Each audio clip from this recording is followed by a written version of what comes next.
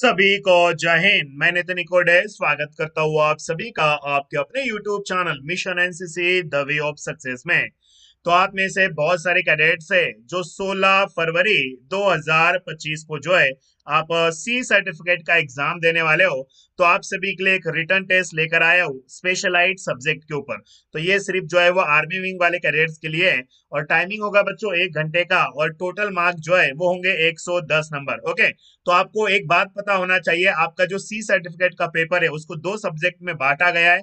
एक तो है बच्चा कॉमन सब्जेक्ट, और कॉमन सब्जेक्ट जो है ये होता है 240 नंबर का, और ये जो स्पेशल सब्जेक्ट है वो होता है 110 नंबर का। इसलिए टोटल मिला के जो है वो आपका पेपर बनता है बच्चा 350 नंबर का। इस बात को याद रखना। ओके, तो सभी कैडेट्स को यहाँ पे गिनना है कि आप इनमें से कितने सवालों के जवाब आप दे पाते हो। उसी के साथ साथ आप में से बहुत सारी कैडेट्स है जिनकी पढ़ाई बिल्कुल भी जीरो है, उनको ये भी समझ में नहीं आ रहा है कि पढ़ाई करें तो कैसे करें, क्योंकि अब तो समय बहुत कम बचा है पेपर के लिए। बच्चा, अगर आप कम से कम समय में अपनी तैयारी करना चाहते हो और अपने आने वाले एग्जाम में ए ग्रेड लेना चाहते हो तो मिशन एनसीसी ने आपके लिए पेड पीडीएफ लॉन्च किए है। तो ये मेरा पर्सनल नंबर है बच्चों, इस नंबर पे आप कॉल कर सकते हैं या इस नंबर के व्हाट्सएप पे आप मुझे एक मैसेज कर सकते हैं जिसमें नाम, आपका बटालियन का नाम, आपको कौन से सर्टिफिकेट का एग्जाम चाहिए और किस लैंग्वेज में आपको मॉडल पेपर चाहिए आप मुझे लिखकर भेज सकते हैं, जिसमें आपको मिलेंगे 50 से भी ज्यादा के बेस्ट पीडीएफ। और इनको पढ़ के जो है आप 100% अल्फा ले सकते हो। बट बच्चा, इसकी प्राइस है 199 रुपए, ये 199 रुपए का कोर्स है, इस बात को याद रखना। और जो भी कैडेट आप में से इस कोर्स को परचेज करेगा उसको मिशन एनसीसी का जो पर्सनल वाला व्हाट्सएप ग्रुप है उसमें भी जुड़ने का आपको मौका मिलेगा। तो बी वालों के लिए अलग कोर्स है, सी वालों के लिए अलग कोर्स है। आप जो है वो अपनी पढ़ाई यहाँ से कर सकते हो बच्चा। अगर कम से कम समय में करना चाहते हो ना, तो प्रॉपर वे में अगर पढ़ाई करना चाहते हो तो ये बेस्ट ऑप्शन है आप सभी कैडेट्स के लिए। ओके, तो चलिए, अगर होगा तो नंबर है आपके सामने, नंबर दे रखा है, कॉल करो, पूछो। ठीक है, तो नंबर आपके सामने दे रखा है। चलिए शुरू करेंगे आज की हमारी इस क्लास को। तो बच्चा, पहला चैप्टर है आर्म फोर्सेज जो है, 20 नंबर के लिए क्वेश्चन है। तो पहला क्वेश्चन है, आर्मी दिवस कब सेलिब्रेट किया जाता है? तो आप सभी को पता है कि आर्मी दिवस जो है वो हम 15 जनवरी को सेलिब्रेट करते हैं। ओके, तो भारतीय सेना की पूर्वी कमांड का मुख्यालय कहाँ पर स्थित है? तो भारतीय सेना की जो पूर्वी कमांड का मुख्यालय है वो है कोलकाता में। ओके, तो यहाँ पे आपको हिंदी इंग्लिश दोनों भी लैंग्वेज में मिलेगा। अब टाइम बचाने के लिए मैंने ऑलरेडी यहाँ पे जो है वो आंसर्स दे रखे हैं। ओके, क्वेश्चन नंबर 3 है बच्चों, who is the present COS, यानी कि चीफ ऑफ आर्मी स्टाफ का आपको नाम बताना है। यहाँ पे मैं ऑप्शन देता हूँ एक, इनमें से नहीं। ओके, इनमें से नहीं, तो आपको इसका एग्जैक्ट आंसर जो है ये कमेंट बॉक्स में बताना है कि क्या आंसर होगा बच्चों। सभी के लिए मैं ये क्वेश्चन ब्लैंक छोड़ता हूँ। ओके, तो क्वेश्चन नंबर 4 है बच्चों, who is the supreme commander of the Indian arm forces. Okay, भारतीय सशस्त्र बलों के सर्वोच्च कमांडर कौन होते हैं बच्चा? जो भारत के राष्ट्रपति होते हैं ना, वो भारतीय सेना के सुप्रीम कमांडर होते हैं। क्वेश्चन नंबर 5 है, भारतीय सेना की दक्षिणी पश्चिमी कमांड का मुख्यालय कहां पर है? Headquarter of south western command of Indian army is located. तो आंसर आएगा बच्चों Jaipur is the correct answer. Okay, अगला है, what is the full form of AMC. तो आपके सामने सभी ऑप्शंस दे रखे हैं। तो बच्चा, एएमसी का फुल फॉर्म क्या होता है? तो army medical corps is the correct answer. AMC का होता है army medical corps. Question number 7 है, what is the full form RVC. तो आरवीसी का फुल फॉर्म क्या होता है? तो आरवीसी का होता है रिमोट एंड वेटरनरी कोर। यहाँ पे इनको जो है ना एंड लगाना चाहिए था। Remote and veterinary core is the correct answer. Okay, एक मिनट, मैं इनको क्वेश्चंस को थोड़ा जूम कर लेता हूं ताकि आपको ये सभी क्वेश्चंस प्रॉपरली दिखाई दे सके। ओके, तो सभी चार्ट बॉक्स में बता दीजिए क्या क्वेश्चंस आपको प्रॉपरली दिख रहे हैं। चलिए 1 मिनट और थोड़ा जूम कर लेता हूँ, बट ठीक है, इतना ठीक है। क्वेश्चन नंबर 8 है बच्चों, इन्फेंट्री सेक्शन में डिवाइडेड इनटू ग्रुप्स। भैया, इन्फेंट्री अनुभाग को कितने समूहों में विभाजित किया गया है? तो इन्फेंट्री सेक्शन को जो है वो दो ग्रुपों में विभाजित किया गया है। करेक्ट आंसर आएगा बच्चों दो group is the right answer. Okay, next अगला है, भारतीय सेना की ARTCAC कमांड का मुख्यालय कहां पर स्थित है? अब यहाँ पे बहुत सारे बच्चों कंफ्यूज हो गए होंगे। ARTRAC, तो बच्चा इसका मतलब क्या? AR का मतलब होता है आर्मी, TRA का मतलब होता है ट्रेनिंग, एंड C का मतलब होता है बच्चा कमांड। AR का मतलब क्या है? आर्मी, TRA का मतलब होता है ट्रेनिंग, एंड C का मतलब होता है कमांड। तो इनका क्वेश्चन है कि आर्मी ट्रेनिंग कमांड कहां पर है बच्चा? तो आर्मी ट्रेनिंग कमांड का जो हेडक्वार्टर है वो बसा है शिमला में। राइट आंसर आएगा ऑप्शन ए। नेक्स्ट है, who is the present CDS of India. भैया आपको जो वर्तमान में भारत के जो सीडीएस है यानी कि chief of the defence staff है उनका नाम आपको बताना है। तो ये मैं आपके लिए जो है ये क्वेश्चन भी ब्लैंक छोड़ता हूं। तो दो क्वेश्चन आज मैंने आपके लिए ब्लैंक छोड़े, एक तो सीडीएस और एक है बच्चा सीओएएस यानी कि चीफ ऑफ आर्मी स्टाफ, और सीडीएस क्योंकि ये क्या होता है बच्चा, ये चेंज होते रहते हैं, ठीक है। अब यही वाला वीडियो हो सकता है कि कोई बच्चा इसको 5 साल के बाद देख रहा है, कोई बच्चा 4 साल के बाद देख रहा है, तो अगर उतने टाइम में क्या होता है वो चेंज हो जाते हैं, तो ये आंसर जो है वो आपको खुद को ढूंढना पड़ेगा। इस बात को याद रखना, ठीक है। फिर उनको लगता है कि आंसर आपने यही वाला बताया, ओके, क्योंकि ये चेंज होते रहते हैं ना बार बार। नेक्स्ट, जो हमारा नेक्स्ट चैप्टर आता है वो है बच्चों मैप रीडिंग। मैप रीडिंग के ऊपर 24 नंबर के लिए क्वेश्चंस पूछे गए हैं। पहला क्वेश्चन है, किसी भी स्थान का जीआर पता लगाने के लिए मानचित्र में सबसे पहले किस रेखा का विचार किया जाता है। ओके, तो यहाँ पे बच्चा हम देशांतर रेखा का इस्तेमाल करते हैं, यानी कि पहले हम सोचते हैं बच्चा लॉन्गिट्यूड को, किसे, तो longitude is the correct answer. अगला है, मानचित्र पर स्वयं की स्थिति जानने के लिए आवश्यक सहायक उपकरण। अगर मैप के ऊपर अगर आप खुद की पोजीशन को पता लगाना चाहते हो तो इनमें से क्या क्या चीजें चाहिए, तो इनमें से ये सारी चीजें चाहिए। करेक्ट आंसर आएगा उपरोक्त में से सभी। मैप शीट चाहिए, कंपास चाहिए, सर्विस प्रोटेक्टर भी चाहिए। अगला है बच्चों, दक्षिण मानचित्र पर स्थित होता है। तो दक्षिण बच्चा मैप के कहां पर स्थित होता है, जैसे कि यहाँ पे एक मैं मैप आपको बना के दिखाता हूँ, ये देखिएगा। तो बच्चा दक्षिण इन्होंने पूछा है ना, जैसे कि अभी ये ऊपर नॉर्थ होता है, इधर आपका ईस्ट होता है, या आपका साउथ होता है, इधर आपका वेस्ट होता है। तो बच्चा दक्षिण का है, ये देखो नीचे में है ना साउथ, तो यहाँ पे आंसर आएगा बच्चा नीचे, यानी कि साउथ जो है वो मैप के नीचे निचले साइड में होता है, दक्षिण साइड में होता है। ओके, अगला है, what will be the back bearing of 270 degree. बच्चा 270 की आपको बैक बेरिंग पूछा है, बहुत इजी है, 270 दे रखा है तो माइनस करो 180 डिग्री, तो यहाँ पे बच्चा आंसर आएगा आपका 90 डिग्री।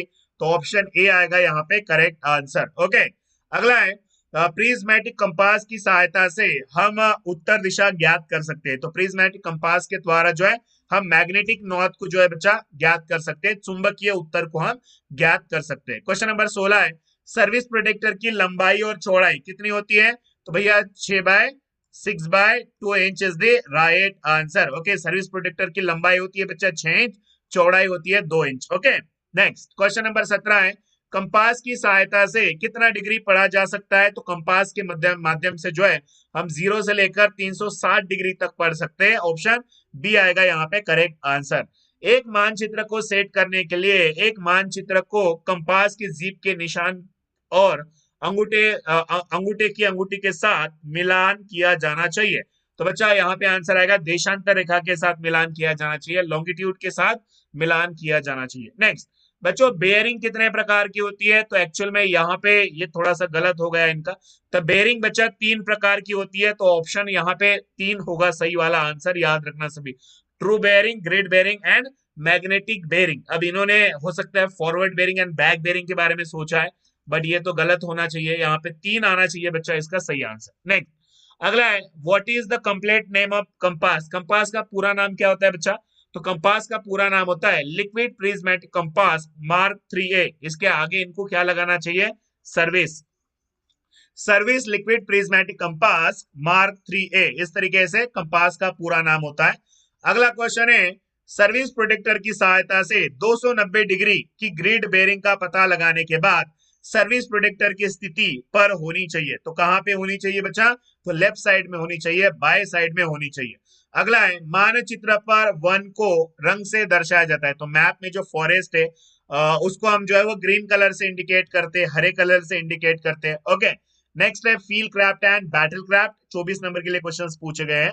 पहला क्वेश्चन है, फायर कंट्रोल ऑर्डर कितने प्रकार का होता है। तो फायर कंट्रोल ऑर्डर ये 4 प्रकार का होता है। ओके, मौका मिलने पर, तैयारी से, पूरा और ब्रीफ। अगला है बच्चों, भूमि का वह टुकड़ा जो किसी व्यक्ति को दिखाई नहीं देता है वो क्या कहलाता है। तो भूमि का वह टुकड़ा जो किसी व्यक्ति को दिखाई नहीं देता है उसे हम डेड ग्राउंड कहते हैं, मृत भूमि कहते हैं। ओके, राइट आंसर आएगा dead ground is the correct answer. Next, अगला है, सेक्शन के प्रथम व्यक्ति को कहते हैं। तो सेक्शन के प्रथम व्यक्ति को हम स्काउट कहते हैं। सेक्शन फॉर्मेशन को कितने भागों में बांटा गया है। तो सेक्शन फॉर्मेशन को बच्चा हम टोटली 6 भागों में बांटते हैं। ओके, अगला है, फायर कंट्रोल आदेश देते समय किस शब्द का इस्तेमाल किया जाता है। तो बच्चा ग्रिट का इस्तेमाल किया जाता है, याद रखना, GRIT। जी का मतलब होता है ग्रुप, आर का मतलब होता है रेंज, आई का मतलब होता है indication of target and T का मतलब होता है type of fire. Okay, group, range, indication of target and type of fire. Okay, अगला है बच्चा, जमीनी निशान को वर्णन करते समय किस शब्द का इस्तेमाल किया जाता है? तो जमीनी निशान को जब हम इंडिकेट करते हैं तो ग्रैड का इस्तेमाल करते हैं बच्चा, GRAD। यानी कि जी का मतलब होता है क्या आपका ग्रुप, आर का मतलब होता है बच्चा रेंज, ए का मतलब होता है एड, और डी का मतलब होता है डिस्क्रिप्शन या detail. Okay, group, range, aid, description and detail. Okay, अगला है जब 2.5 फीट से कवर हो तो फायरिंग की पोजीशन पे विचार किया जाता है। तो उस टाइम पे जो है हम लेइंग पोजीशन का इस्तेमाल करते हैं। मतलब ऑब्वियस सी बात है यार, जब 2.5 फीट इस तरीके से आपको कवर मिल रहा है और इसके पीछे अगर आप छुपे हो और यहां से अगर आपको फायर करना है तो आप इस पोजीशन में आप क्या करोगे, तो लेट कर फायर करोगे बच्चा, लेइंग पोजीशन में फायर करोगे। ओके, जब यह कहा जाता है कि आधा बाएं अथवा आधा दाएं, तो कितना डिग्री हम मानते हैं? तो आधा दाएं अथवा आधा बाएं में जो है हम 45 डिग्री को मानते हैं, याद रखना।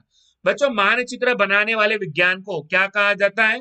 तो cartography is the right answer. Okay, दूरी मापने के कितने प्रकार होते हैं? तो बच्चा मेथड्स ऑफ जजिंग डिस्टेंस, तो दूरी का अनुमान लगाने के, ओके, दूरी मापने के या दूरी का अनुमान लगाने के टोटली 6 विधियां होती है बच्चा, 6 मेथड होती है।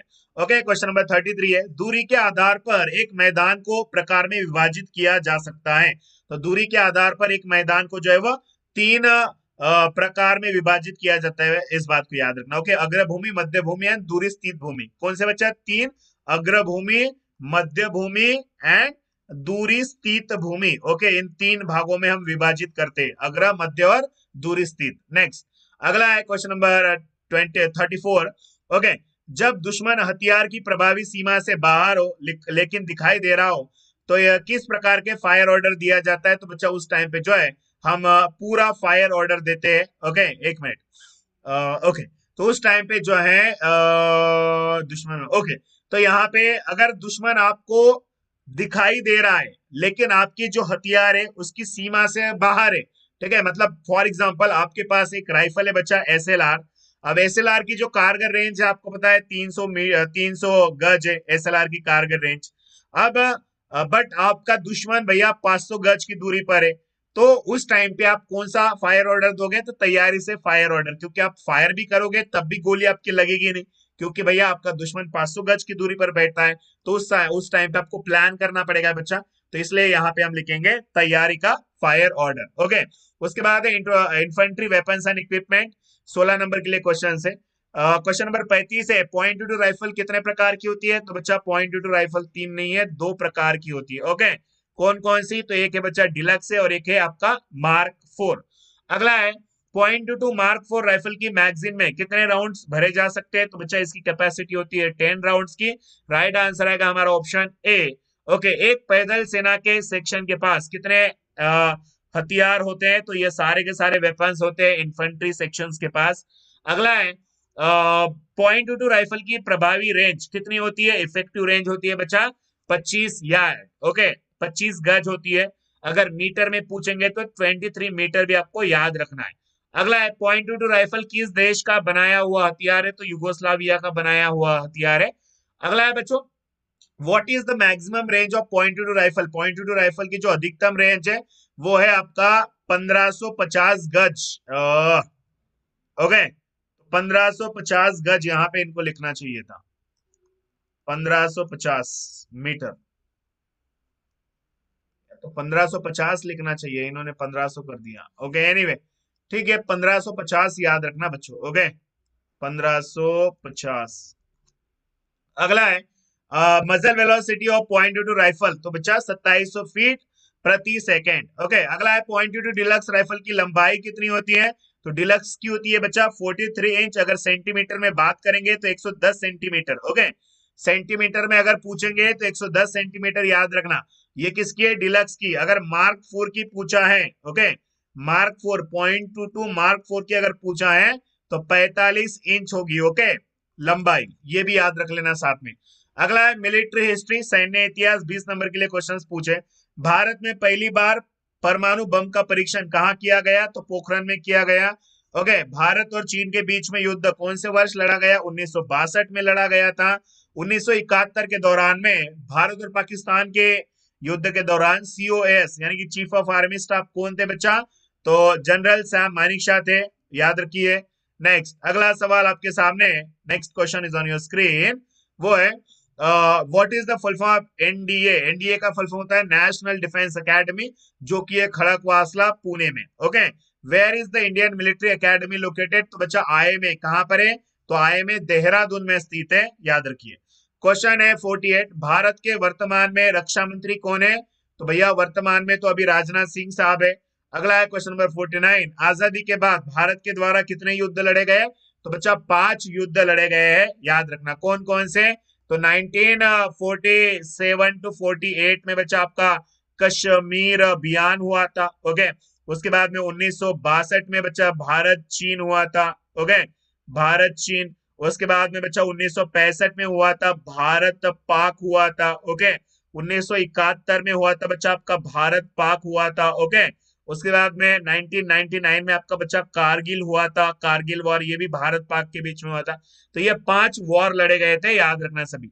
अगला है बच्चा फर्स्ट वर्ल्ड वॉर कब से कब तक चला था? तो फर्स्ट वर्ल्ड वॉर जो है 1914 से लेकर 1918 तक चला था। भारतीय रक्षा अकादमी, ठीक है, राष्ट्रीय रक्षा अकादमी कहां पर है? तो नेशनल डिफेंस एकेडमी है बच्चा पुणे में। अगला क्वेश्चन है, किस वर्ष पठानकोट एयरबेस पर आतंकवादियों ने हमला किया था?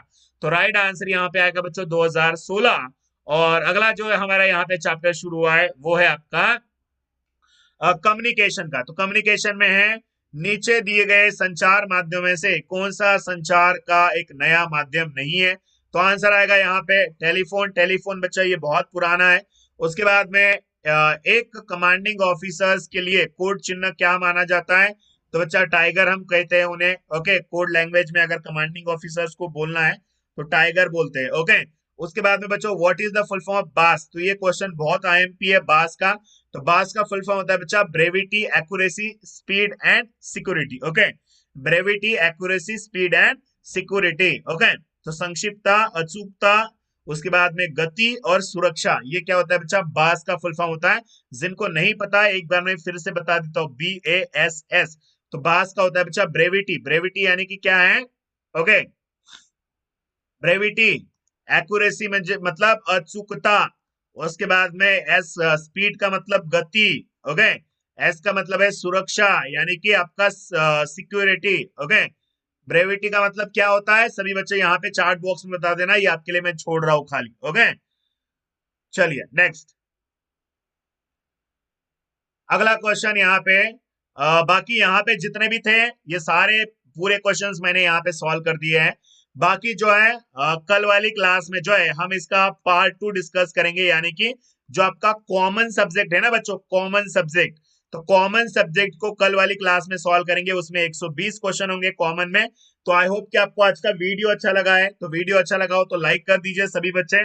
ओके, और अगर आपकी तैयारी बिल्कुल भी जीरो है, आपको बिल्कुल भी ये समझ में नहीं आ रहा है कि तैयारी करें तो कहाँ से करें, तो बच्चा मिशन एनसीसी ने आपके लिए पेड पीडीएफ लॉन्च किया है। जिनको नहीं पता है उनको मैं बता देता हूँ। ओके, तो ये मेरा पर्सनल नंबर है। जिनके पास मेरा नंबर नहीं है आप अपने मोबाइल में मेरा नंबर सेव कर लीजिएगा। आप इस नंबर पे कॉल कर सकते हैं या तो इस नंबर के व्हाट्सएप पे आप मुझे मैसेज कर सकते हैं। आपका नाम, बटालियन का नाम, आपको कौन से सर्टिफिकेट का पेपर चाहिए और किस लैंग्वेज में चाहिए, और ये पेड कोर्स को पढ़ने के बाद आप कम से कम समय में जो है वो अल्फा लेकर आओगे, ए ग्रेड से पास करोगे, जिसमें आपको 100 से भी ज्यादा के पीडीएफ मिलने वाले हैं, इस बात को याद रखना। ओके, तो इतना पढ़ने के बाद बच्चा आप अल्फा लेकर जरूर आओगे। ओके, जिनको फ्री में पढ़ाई करना है उनके लिए ये हमारा मिशन कैडेट ऐप है, गूगल प्ले स्टोर पे जाइए, वहां से इस ऐप को इंस्टॉल करिए और तैयारी अपनी शुरू कर दीजिए। बी वालों के लिए स्पेशली बुक है जो आपको मिशन एनसी स्टोर ऐप पे मिल जाएगा। और एप्लीकेशन का यूज करना भी बहुत सिंपल है। आर्मी विंग, नेवल विंग और एयर विंग, तीनों भी विंग्स के लिए, हिंदी और इंग्लिश दोनों लैंग्वेज में, ए, बी और सी तीनों भी एग्जाम के लिए। ओके, तो आई होप कि आपको ये सारी चीजें समझ में आ गई होगी। तो सभी बच्चे चैनल को सब्सक्राइब जरूर कर देना और मिलते हैं बच्चा अपनी नेक्स्ट वाली वीडियो में। जय हिंद, वंदे मातरम।